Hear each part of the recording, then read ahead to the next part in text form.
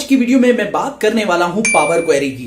Power query जो एक बहुत ही इंपॉर्टेंट टूल है आप लोगों के लिए, किस चीज में?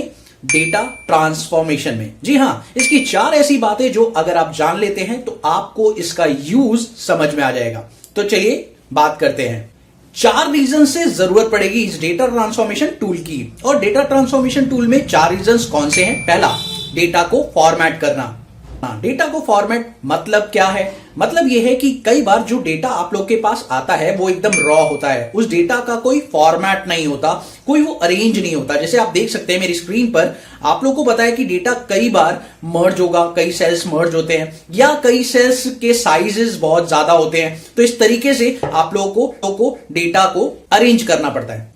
नंबर 2 है डेटा अपडेशन। डेटा अपडेशन की नीड क्या है? बेसिकली पावर क्वेरी जब आप यूज करते हैं तो डेटा अपडेशन बहुत ज्यादा जरूरी हो जाता है। जो फाइल आप उसमें अपलोड करेंगे, जो फाइल आप उसके अंदर डालेंगे, वो फाइल ऑटोमेटिकली अपडेट होगी। जी हां, आप डेली बेसिस पर उस पर काम करते रहेंगे तो वो फाइल ऑटोमेटिकली अपडेट होती रहेगी। और जैसे ही वो अपडेट होगी, पावर ट्रांसफॉर्मेशन जो भी आपने किया होगा पावर क्वेरी के थ्रू, वो ट्रांसफॉर्मेशन भी ऑटो अपडेट होगा।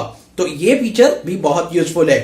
Data change. जी हां, डेटा चेंज भी एक इंपॉर्टेंट पार्ट होता है पावर क्वेरी का। वो कैसे, मैं आपको बताता हूं। चलिए मान लीजिए कई बार जो डेटा आपके पास आ रहा है, लेट सपोज आपको मेल फीमेल दिया हुआ है जेंडर वाले कॉलम में, और आपको वो डेटा चेंज करना है बॉय गर्ल वाले फॉर्म में। तो क्या ये डेटा ट्रांसफॉर्मेशन से होगा? बिल्कुल होगा। पावर क्वेरी का ये टूल आपको हेल्प करेगा इसे ट्रांसफॉर्म करने में। दूसरा, मान लीजिए कई बार ऐसा होता है कि आप लोग के पास एम्प्लॉय का एक डेटा आ रहा है और उसके अंदर डेट ऑफ बर्थ का कॉलम है, और डेट ऑफ बर्थ के कॉलम से आपको एज पता लगानी है। तो बेसिकली अब मुझे ट्रांसफॉर्मेशन करना पड़ेगा, यानी चेंज करना पड़ेगा उसे एज फॉर्मेट में। तो वो कैसे बदलेगा? ये भी ट्रांसफॉर्मेशन यानी पावर क्वेरी से हो जाएगा।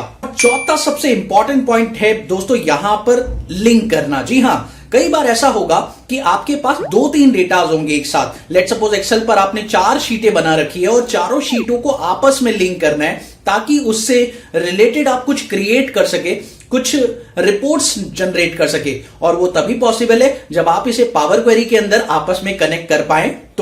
तो डेटा कनेक्शन भी पावर क्वेरी के अंदर हो जाता है, वो आप कर सकते हैं। कैसे कनेक्ट करेंगे, किस तरह से कनेक्ट करेंगे, ये भी आप लोगों को इसके अंदर सीखना है with the help of so many formulas. और इसके अंदर लगने वाले फॉर्मूले को कहते हैं डेक्स फॉर्मूला।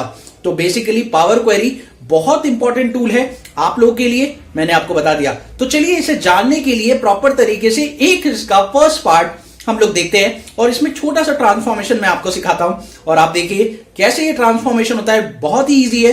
इसके और भी पार्ट हम जनरेट करेंगे आने वाली कमिंग अप वीडियोस में, और आपको सिखाएंगे ट्रांसफॉर्मेशन के और तरीके जिससे आप अपने काम को बहुत इजी बना सकते हैं। तो देखिए दोस्तों, यहां पर आप देख सकते हैं ये है एक डेटा जिसके ऊपर एक प्रॉब्लम है। आप देख सकते हैं ये डेटा सही तरीके से नहीं है, यानी आप देखें इसे क्लीन करना पड़ेगा, सही तरीके से लिखा नहीं गया है। तो क्या आप ये सही कर पाएंगे?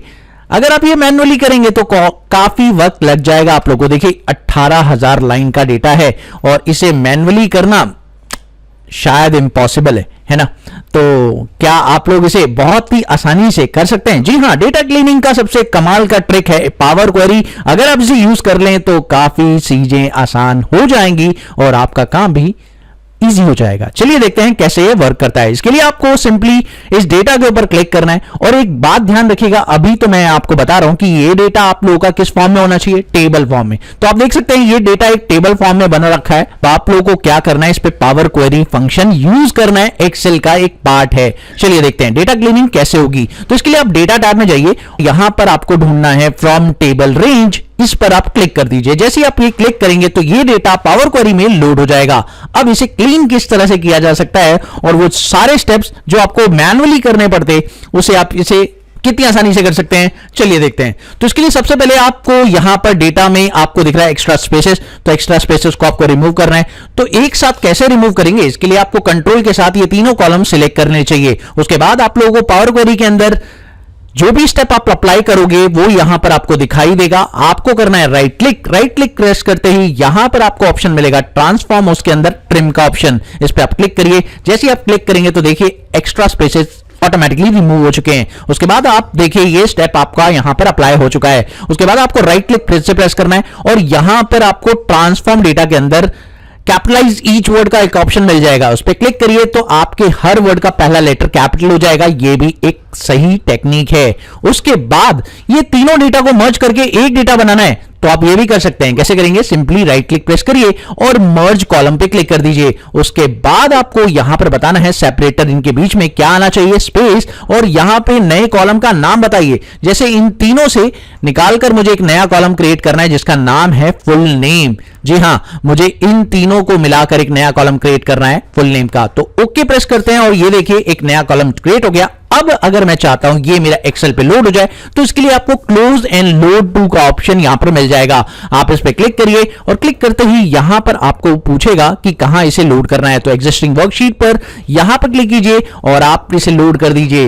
That's it. जैसे आपने इसे लोड किया आप देखिए डेटा पूरा का पूरा आ चुका है। अब दोस्तों कमाल की चीज अब होने वाली है। यहां पर मान लीजिए आप डेटा में कुछ भी एंट्री प्रेस करते हैं तो दोस्तों आपको करना क्या है, यहां पे आप देखिए यहां लिख दीजिए अपना नाम, और मैंने लिख दिया देखिए अपना नाम। उसके बाद यहां पर मैंने इस डेटा को भी मॉडिफाई कर दिया, यहां पे भी देखिए स्पेस डालकर अपना नाम लिख दिया है। और अब दोस्तों इस डेटा में आपको कुछ नहीं करना, सिंपली राइट क्लिक प्रेस करिए और रिफ्रेश कर दीजिए। जैसे ही आप रिफ्रेश करेंगे तो देखिए ऑटोमेटिकली डेटा अपडेट हो गया ना।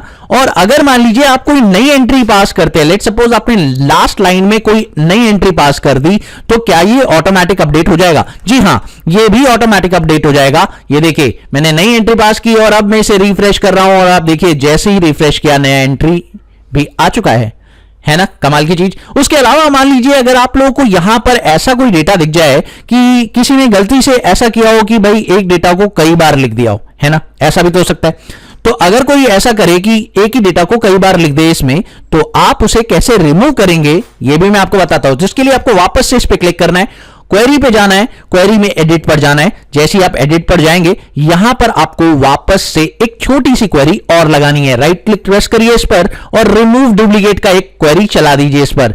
जैसे ही आप ये चलाएंगे उसके बाद क्लोज एंड लोड कर दीजिए। दैट्स इट, हो गया आपका काम। अब देखिए अब बेसिकली कोई भी डेटा होगा वो आप लोगों का एक ही बार आएगा, चाहे आप 2 बार रिपीट भी कर लेंगे तो भी कोई फर्क नहीं पड़ेगा। देखिए मैंने इसे 2 बार रिपीट किया, लेकिन अब अगर इसे रिफ्रेश करूंगा तो ये एक बार ही आने वाला है, 2 बार नहीं आएगा। ठीक है ना दोस्तों? कमाल की ट्रिक है ना? तो देखा पावर क्वेरी का बेनिफिट, और भी बहुत सारे बेनिफिट हम लोग पावर क्वेरी में डिस्कस करेंगे आने वाली कमिंग अप वीडियो में। मिलते हैं अगली वीडियो में एक और नए अपडेट के साथ। देखते रहिए, सीखते रहिए गाइड ऑफ मैथ।